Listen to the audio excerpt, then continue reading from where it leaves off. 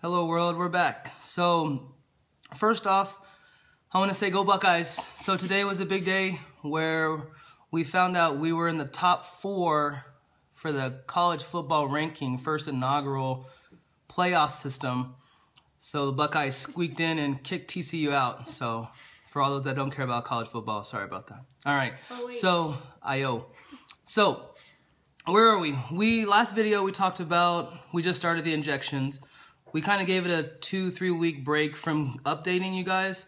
Only reason is because we had Thanksgiving, we had family in town, and we were gonna, of course, do an update soon and fill you guys in.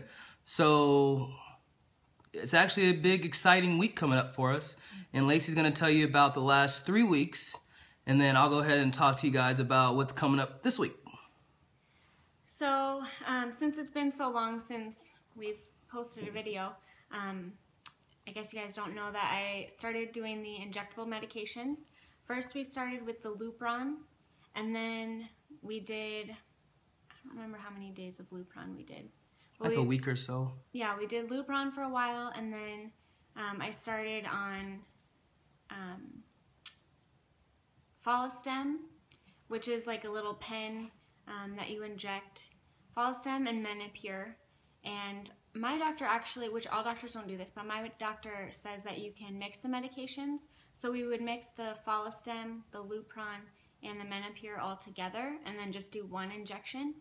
But not all doctors do that, but my doctor said it was okay. So the Menopur was pretty painful. It's like 1 cc of fluid. So it's like a lot of fluid to go in sub-Q tissue. Plus the Follistim and Menopur or Lupron added to that, so it was a lot of liquid and it burned a lot, but he did a great job with the injections. He did most of the injections. I had to do one on myself, and I actually gave myself like a little welt and scar, but so I was like, maybe we should stick with just him doing it, but he's done a great job.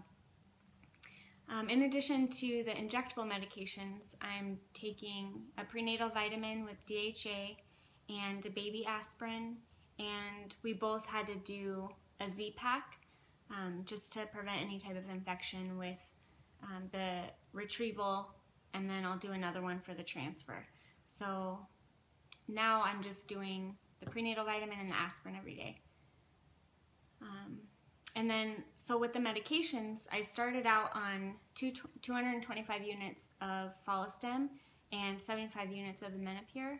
And then after just a couple of days, I went and got my blood work done, and they said to reduce the Follistim. And then I got an ultrasound done. My ovaries are responding very well to the medications. I had a lot of eggs, so they decreased the medication even more. And now I just am on the Follistim, a decreased amount, and the Lupron. You want to tell me about the ultrasound? Sure.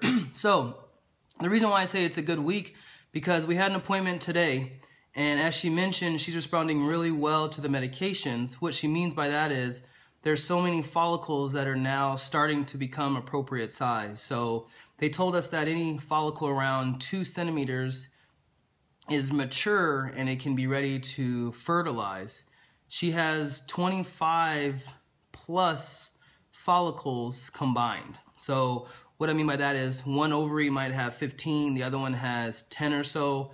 And when I say plus is there's some that are actually still there that he didn't even measure. So I guess fingers crossed that, I mean, the first step, of course, of this long process with IVF, of course, where we're at now, is making sure you have eggs to fertilize. So the first step that we have enough, at least as of right now, they're growing and they're responding to the medications appropriately. So hopefully, even if worst case scenario, we have 20 that are retrieved, then, you know, we fertilize those 20 and take it from there. The reason why you want a big number is because with each step of the process, you lose a certain percentage. They usually say 20 to 30% along the way. So what I mean by that is you take out 20, you know, you might lose, 4 to 5 when you try to fertilize, and then you might lose some more as they grow, day 3 or day 5 transfer. So we're just blessed that, we have something growing in there that's, responding well, as now we can start to decrease the medication. So the reason why we say it's a big week once again is we're going to be going for ultrasounds daily. And so the reason why is because they're checking her blood work every day, they're checking the lining of her endometrium, and they're also checking to make sure the follicles are appropriate size.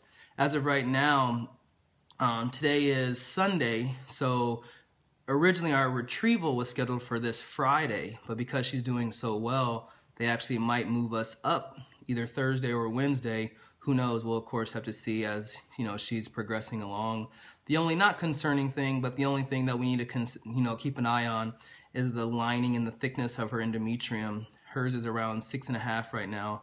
I guess it needs to be around 7. But the good news is 2 days ago at the last ultrasound it was 5, so it's already increased 1.5 centimeters just over the last few days. So I mean, huge week for us.